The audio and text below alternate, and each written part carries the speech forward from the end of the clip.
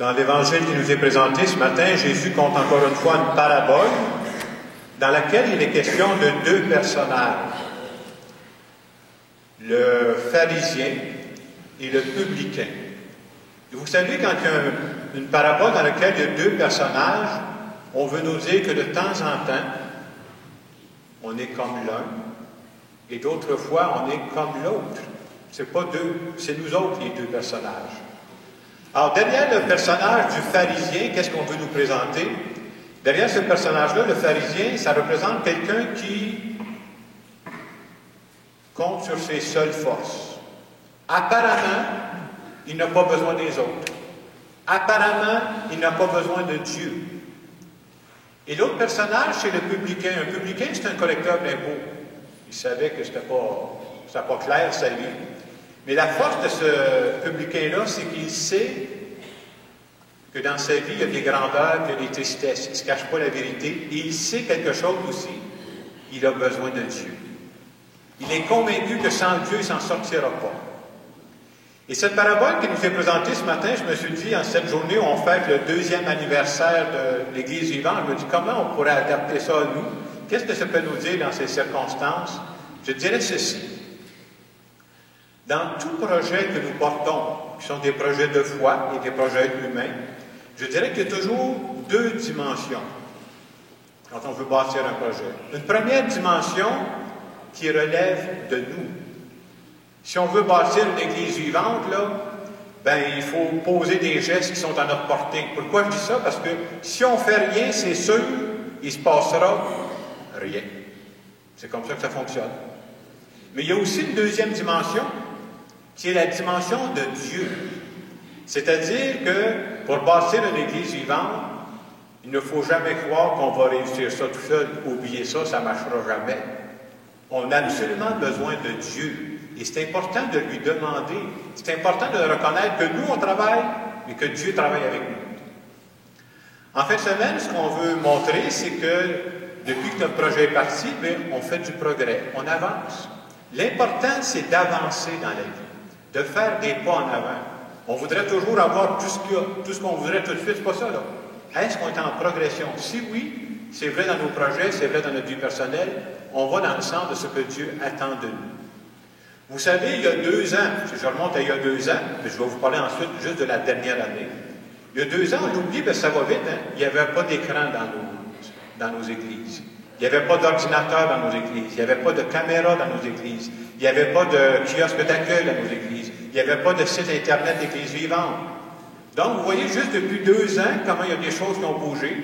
Et moi, ce matin, à travers le diaporama qu'on va vous montrer, je vais vous montrer que jusque depuis cette dernière année, depuis 12 mois, les choses qui ont changé dans notre projet d'Église vivante pour nous faire avancer, pour devenir un peu plus une Église à l'image de ce que Dieu attend de nous.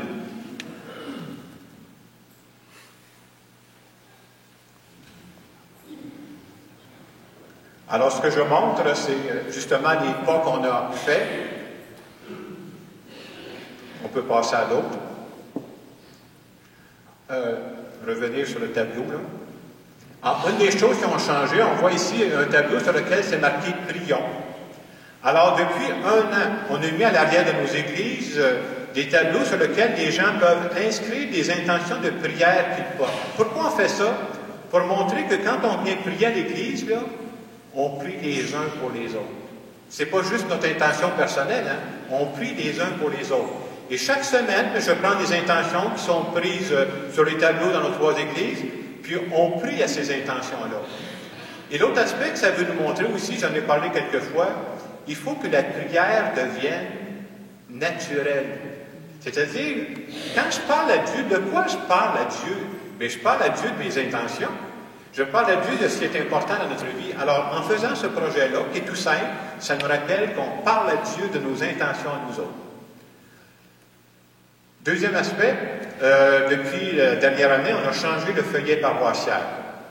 Alors, changer le feuillet paroissial, je l'avais expliqué d'abord parce qu'on faisait faire notre feuillet paroissial à Québec. Il y a de moins en moins de paroisses, alors ils nous chargent de plus en plus cher. On s'est dit, on va le faire nous autres ici. On a commencé, il y a même quelqu'un qui travaille à le perfectionner présentement. Mais ce que j'aimerais vous faire remarquer aussi, pour qu'une église devienne vivante, là, il faut que les gens s'impliquent de plus en plus. Alors, on s'est dit, pour imprimer le feuillet, qu'est-ce qu'on va faire? On va engager du monde? C'est pas ça qu'on a fait. On a fait appel à des volontaires. Puis on a commencé ça au début septembre, mais déjà, je peux vous dire que pour chacune des paroisses, on a 2 équipes. Il y a 2 équipes pour imprimer le feuillet de Précieux Sang, 2 équipes pour imprimer l'équipe de Saint-Joseph, même chose à Douville. En peu de temps, on a des bénévoles qui ont accepté de prendre ça en main. Vous voyez, ça devient notre Église. On se prend en main. Et moi, c'est ce que je trouve très beau. Un autre aspect, on parle du parcours alpha. Ça fait déjà un bout de temps qu'on vous parle du parcours alpha. Il faut savoir que nous autres, il y a 1 an, ça n'existait pas dans notre paroisse. Alors, ce qu'on a fait, c'est qu'il y a des gens qui ont été se former à Montréal, et on a commencé un premier groupe au mois de février qui a fait la démarche alpha. La démarche alpha, c'est de dire comment je pourrais retrouver les racines de ma foi. Et que ce soit dans un langage pour nous autres, les adultes. Là.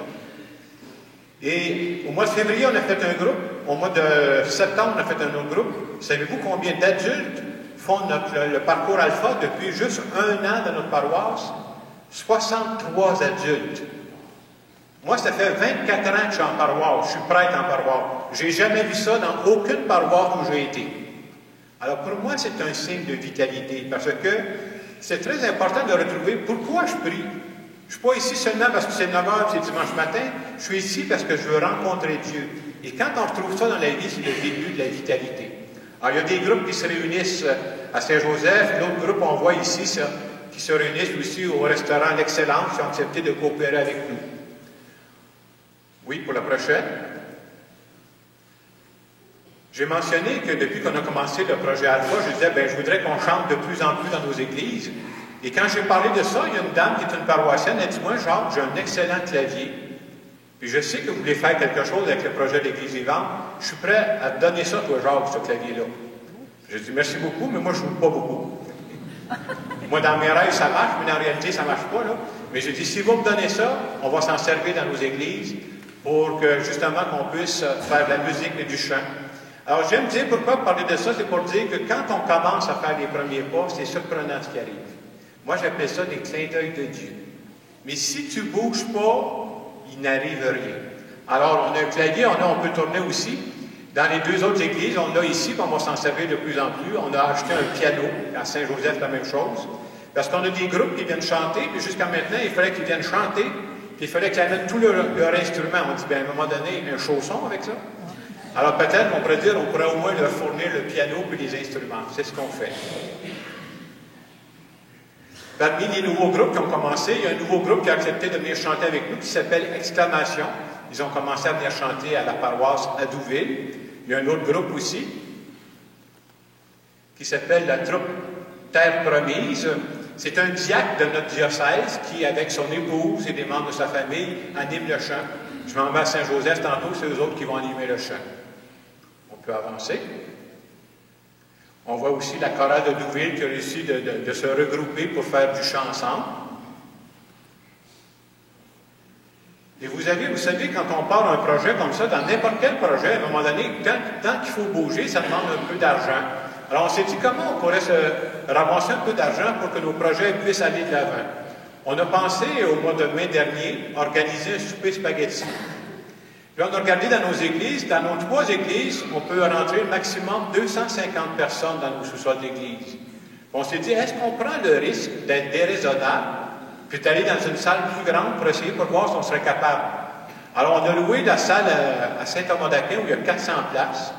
Et le 18 mai, on a vendu plus de 400 billets pour le souper spaghetti. On a même été obligé d'arrêter parce que les assurances nous disaient qu'on n'avait pas le droit de faire entrer plus de 400 personnes dans la salle. Et pour moi, c'est encore un signe. Si on n'essaie pas, il ne se passe rien. Mais on a essayé, et grâce à ça, ça nous a permis d'acheter des instruments de musique cette année. Toujours le souper spaghetti, on passe à la suivante. L'éveil religieux. Vous savez qu'on fait un éveil religieux, c'est-à-dire qu'on ne veut pas oublier que les jeunes enfants, depuis plusieurs années, vous savez qu'il ne se fait plus jamais rien au niveau de la foi dans les écoles. C'est fini, là. Ils n'entendent plus jamais parler de Jésus-Christ ou de Dieu dans les écoles. C'est interdit. C'est quasiment aussi pire que la drogue, notre affaire. Alors, ce qu'on fait, nous autres, c'est que les dimanches matins, on a mis ça à 10h30 parce que c'est plus facile pour les parents. Au sous-sol de l'église, il y a toujours des jeunes qui se réunissent, puis il y a des gens qui sont préparés pour les animer. Et cette année, on a commencé à le faire quelquefois aussi à Douville. Il y a un projet que je vous ai parlé qu'on commence depuis la dernière année, c'est le projet Cancer. On va y trouver un nom, là, ça sent bien, on tendrait de faire un sondage parmi les bénévoles. Et ce projet-là, c'est le suivant. On s'est dit, un des problèmes qui existent dans notre monde, c'est qu'il y a beaucoup de gens qui souffrent du cancer. Et quand ce n'est pas des gens qui souffrent, nous qui souffrons du cancer, ça peut être de nos proches, là. Ça peut être dans tes familles, dans tes amis. On aimerait partir un projet, puis c'est commencé depuis le début octobre. Dans ce projet-là, il y a 3 volets. Il y a un volet de couture. Et c'est pour ça qu'on vous a demandé pendant l'année, est-ce qu'il y aurait des machines à coudre? Et on a reçu des machines à coudre. Encore hier, il y en a qui m'ont fait des machines à coudre pour partir d'une compagnie si ça continue. Là. Donc, ça montre que ça répond à un besoin aussi. Alors, les gens ont commencé parce que vous savez, quand les gens suivent des traitements pour le cancer, ils perdent leurs cheveux. Moi, c'est pas le cancer, là, mais... Alors, la Société canadienne du cancer, on dit, on aimerait ça avoir des bonnets. Ces gens-là peuvent se couvrir la tête quand ils perdent leurs cheveux. Et cette semaine, déjà, ça fait depuis le début octobre, il y a des gens ici qui ont commencé à faire ça. On fait aussi, il y a des enfants qui sont malades aussi. Et ce qu'on a commencé à faire, c'est de coudre, de tricoter des bas pour les enfants. Il y a un 3e volet qu'on va partir bientôt, mais avant, il faut faire notre publicité, faire connaître ça. Il y a des gens, des bénévoles de nos paroisses qui ont été formés pour écouter ces gens-là. Ça a l'air un peu bizarre ce que je vais vous dire, mais je vous assure que c'est tout à fait vrai. Quand les gens ont le cancer, les personnes avec lesquelles ils sont le plus à l'aise pour parler de leur maladie, ce ne sont pas les gens de leur famille. C'est bizarre ce que je vous dis, hein? Parce que quand tu as le cancer, juste de parler de ça à quelqu'un de tes proches, tu fais de la peine à tes proches. Ces gens-là sont plus à l'aise pour parler à une personne neutre. Et c'est ce service-là qu'on veut offrir. On n'est pas des professionnels, mais nos bénévoles ont été formés pour les écouter. Et ne serait-ce que ça, c'est de rendre un bon service. Alors, dans les semaines qui viennent, dans les mois qui viennent, on va faire connaître ça. Et si vous entendez parler de quelqu'un qui a le cancer, on est déjà prêt à les accueillir pour les écouter. Alors, pour moi, c'est un beau projet. Vous voyez déjà sur la diapo que j'ai prise, vous voyez, c'est déjà des bonnets qui sont faits, toutes sortes de choses qui sont commencées, qui sont faites par les bénévoles. Et moi, je suis fier de ça parce que ça nous rappelle que l'Église, c'est quand on se réunit pour prier, mais c'est pas juste ça. On est là pour être attentif aux besoins de notre monde. Et je trouve que c'est un bel exemple. Et ensuite, ce matin, pour fêter le 2e anniversaire, on a pensé vous donner un cadeau souvenir. Alors, vous voyez, c'est un porte-clés avec une croix. On va vous donner ça à la sortie de l'église. Ils sont tous bénis. Qu'est-ce que j'ai voulu symboliser à travers ça? Pourquoi je veux donner des porte-clés avec une croix à tout le monde?